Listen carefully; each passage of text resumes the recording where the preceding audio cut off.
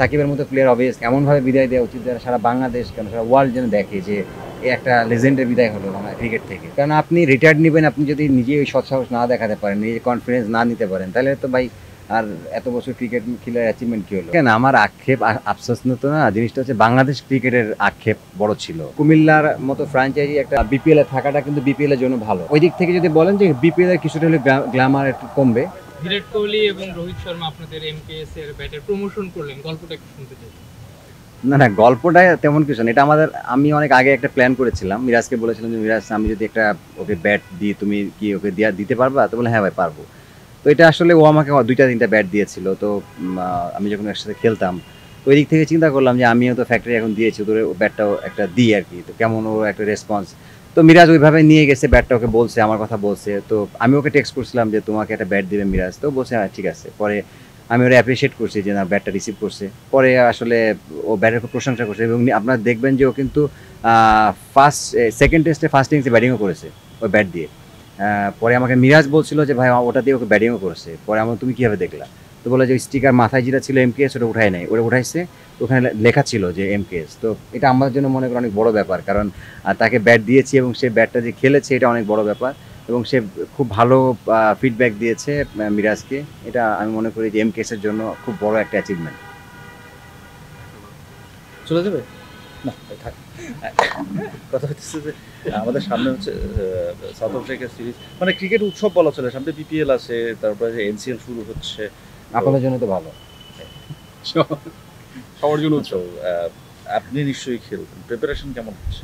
দেখুন প্রিপারেশন আমি শুরু করলাম মাত্র ফিটনেসের কাজ। আমি সেই প্রিমিয়ার লিগের পর থেকে লন্ডনে ছিলাম, ওখানে লিগ খেলেছি, ক্রিকেট অনেক খেলেছি, বাট ফিটনেস নিয়ে আসলে অত বেশি কাজ করা হয় নাই খেলার ভিতরে থাকলে। এখন যেটা হচ্ছে যে বিপিএল এর জন্য সামনে এনসিএল আছে, এটার জন্য আমি ফিটনেসের কাজ শুরু করছি।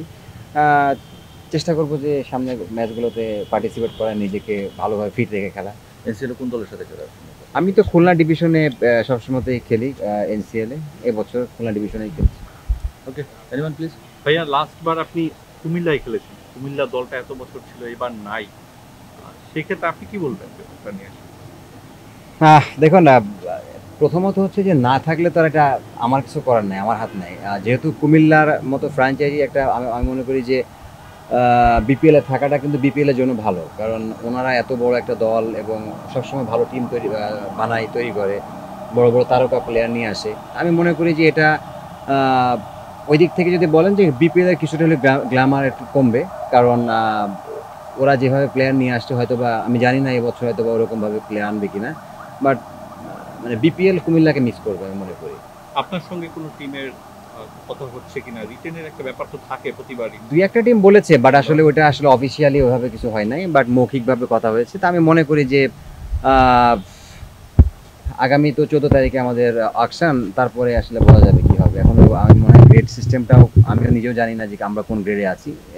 এটা একটু দেখি আর কয়েকটা দিন পরে, তারপরে দেখা যাবে। একটা আগের প্রসঙ্গ নিয়ে মাত্র গামিনী গেল, এর আগে এক জায়গায় বলেছিলেন যে গামিনী আপনাকে ইনডোর ফ্যাসিলিটিস ইউজ করতে দেয়নি। তো আগের সেই বোর্ড নিয়ে কোনো আক্ষেপ বা আফসোস আরো কিছু আছে কিনা? নতুন বোর্ড থেকে কি আশা থাকবে? আসলে দেখেন আমার আক্ষেপ আফসোস তো না, জিনিসটা হচ্ছে বাংলাদেশ ক্রিকেটের আক্ষেপ বড় ছিল, কারণ বাংলাদেশ ক্রিকেট আমি সবসময় কথাটা বলেছি যে অনেক কিছু আমরা আরও ভালো উপরে যাইতে পারতাম, ওটা যাইতে পারি নাই। অনেক সিস্টেমের প্রবলেম ছিল, অনেক কিছু প্রবলেম ছিল। যে জিনিসটা আমরা এবারে আশা করছি যে যেভাবে প্রসেস দেখছি, ফারুক ভাইয়ের বোর্ডের যে প্ল্যানিং দেখছি এবং সব কিছু উনি ক্লিয়ারভাবে বলে দিচ্ছে মিডিয়াতে কি কি করতে চাচ্ছি বা কি কি করেছে, এটা আমার কাছে মনে হয় স্বচ্ছতা খুব ভালো আছে এবং এই জিনিসটা ভালো। এবং এরকম করতে থাকলে আমার মনে হয় যে আমি শিওর যে আমরা খুব ভালোভাবে একটা ক্রিকেটিং নেশন আছি, বাট আমার মনে হয় যে আমাদের ইনফ্রাস্ট্রাকচার বলেন সব কিছু আরও সুন্দরভাবে আমরা করতে পারবো। ভাই নতুন বোর্ড, নতুন ভাবনা, নতুন এক্সপেকটেশন সব কিছুই আছে। একটা জায়গায় আসলে একটা প্যাচ লেগে আছে, সেটা হচ্ছে সাকিব আল হাসান। সে চাচ্ছে যে তাকে যদি সেভাবে নিরাপত্তা দেওয়া হয় তাহলে ক্যারিয়ারের লাস্ট টেস্টটা হোম অফ ক্রিকেটে খেলে সে গুড বাই বলবে টেস্ট ক্রিকেটকে। এটা আসলে অ্যাজ এ ক্রিকেটার আর কলিগ অফ সাকিব, আপনার এক্সপেকটেশন আসলে কতটা? আরও একটা ব্যাপার সেটা হচ্ছে যে এটা আসলে হওয়াটা উচিত কিনা, আপনার কি মনে হয় এটা উচিত কিনা? না, আমরা তো বরাবর কোশ্চেন করে আসছি। দেখুন অ্যাজ এ প্লেয়ার হিসাবে আমি আমি আমি যদি মনে করি যে আমাদের একটা দেশের ক্রিকেটে একটা ট্রেন্ড চালু থাকা উচিত বা হওয়া উচিত যে একটা সুন্দরভাবে একটা লিজেন্ডারি প্লেয়ারের বিদায় নেওয়া। আমরা কারোই দেখি নাই, আমরা মাস্টারিভাবে দেখি নাই, আমরা এর আগে যতগুলো প্লেয়ার হয়েছে আমরা দেখি নাই। তা আমার মনে হয় যে এই জিনিসটা যদি চালু হয়, আর সাকিবের মতো প্লেয়ার অবভিয়াসলি ওর মতো প্লেয়ারকে তো আমাদের মানে এমনভাবে বিদায় দেওয়া উচিত যারা সারা বাংলাদেশ কেন সারা ওয়ার্ল্ড যেন দেখে যে এই একটা লেজেন্ডের বিদায় হলো আমার ক্রিকেট থেকে। তা আমার মনে হয় যে এটা সবাই চাচ্ছে, আপনিও চাচ্ছেন, আমিও চাচ্ছি, দেশের মানুষও চাচ্ছে। হয়তো বা কিছু পলিটিক্যাল প্রোটোকলের ব্যাপারের কারণে হয়তো হচ্ছে না। আই এম শিওর যে এটা হয়তো বা উপর মহল কাজ করছে এটা নিয়ে, এটা খুব দ্রুতই হয়তো বা একটা সমস্যার সমাধান হয়ে যাবে।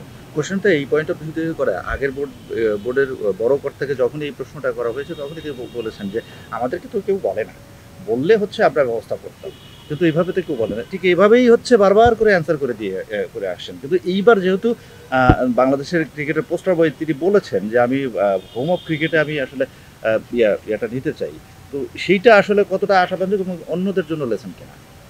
অফকোর্স, কারণ আপনি রিটায়ার্ড নেবেন, আপনি যদি নিজে ওই সৎসাহস না দেখাতে পারেন, নিজে কনফিডেন্স না নিতে পারেন, তাহলে তো ভাই আর এত বছর ক্রিকেট খেলার অ্যাচিভমেন্ট কী হলো? কারণ সাকিব যেটা তার নিজের সৎ সাহসে দেখিয়ে দিয়েছে, বলে দিয়েছে, এবং এখানে সাহসের কিছু না, এটা জিনিস হচ্ছে এটা প্রফেশনাল। ও নিজে বুঝছে যে এখন আমি ওর প্রেস কনফারেন্স দিন দেখেছি, ও বলছে যে আমার জায়গায় একটা নতুন প্লেয়ারকে সুযোগ দিলে মানে আরও বেটার হবে এটার জন্য। এটা অবভিয়াসলি এটা আমি অ্যাপ্রিসিয়েট করি কথাটাকে, কারণ দেশের হয়তো বা সার্বিক পরিস্থিতি চিন্তা করে উনি ওই সিদ্ধান্তটা নিয়েছে। তার নিজের পারফরমেন্স বলেন বা তার ফিটনেস বলেন সব কিছু চিন্তা করে সে বুঝছে হয়তো বা তার এখন সরে যাওয়া উচিত, সে ডিসিশন নিয়েছে। লাস্ট রান অনলি, সেটা হচ্ছে যে সাকিব যদি লাস্ট টেস্টে এখানে খেলতে আসে, সাধারণত আমরা টেস্টে দর্শক দেখি না, আপনি কি এক্সপেক্ট করেন দর্শক উচ্চ করা থাকবে? আমরা দেখেছি লিজেন্ডের বিদায়ী ম্যাচে কিন্তু প্রচুর দর্শক হয়, মাঠে আসে। আমার মনে হয় থাকবে, কারণ না থাকার কিছু নাই, কারণ আমরা তো অবশ্যই ক্রিকেট ভালোবাসি এবং অনেকদিন মিরপুরে খেলা হয় নাই।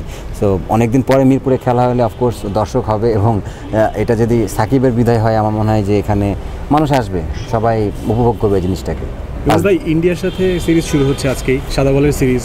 এই সাদা বলের ইন্ডিয়ান টিমের সাথে বাংলাদেশের সিরিজটা আসলে কতটা চ্যালেঞ্জিং বা কেমন হতে পারে আপনার মত অনুযায়ী? ইন্ডিয়ার মাটিতে আমি সবসময় বলি, ইন্ডিয়ার মাটিতে আমরা টেস্ট সিরিজ আমাদের জন্য সবসময় চ্যালেঞ্জিং, অবশ্যই চ্যালেঞ্জিং, কারণ ওরা নাম্বার 1 টিম। আর টি-20 যদি দেখেন যে আমরা ইন্ডিয়ার মাটিতে ইন্ডিয়াকে টি-20 কিন্তু এর আগে হারিয়েছি। সো ওই দিক থেকে ইন্ডিয়ার পুরো টিমটাই কিন্তু যে মানে বিরাট কোহলি, রোহিত শর্মার মতো প্লেয়ার কিন্তু নাই। তা আমি মনে করি যে এটা আমাদের দিক থেকে একটা প্লাস পয়েন্ট, যে ওখানে কিছু নতুন প্লেয়ার অনেক বেশি, আমাদের নতুন প্লেয়ার বেশি। বাট আমরা যদি ভালো মানে প্রপার টিম ওয়াইজ খেলতে পারি, আমাদের জেতার সম্ভাবনা আছে, হারানোর কিছু নাই। তারপরে আমি বলছি যে ওরা অনেক স্ট্রং টিম, বাট আমরা হারানোর আমাদের সে অ্যাবিলিটি আছে।